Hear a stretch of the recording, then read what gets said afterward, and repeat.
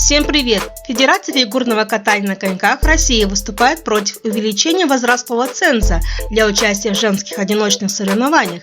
Об этом рассказал президент Федерации фигурного катания на коньках России Александр Горшков. Россия категорически не поддержит это предложение. Оно сырое, оно неподготовленное. И то, что оно выдвинуто как срочное, говорит о том, что кто-то очень поторопился.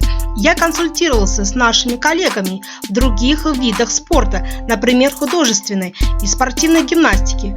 Там возрастной ценз составляет 16 лет для участия в чемпионате мира и Олимпиаде.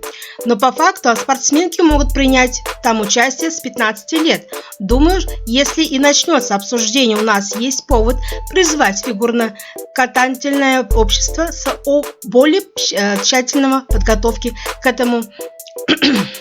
Думаю, если начнется обсуждение, у нас есть повод призвать фигурно-катательное сообщество к более тщательной подготовке этого предложения, комментирует Александр Горшков.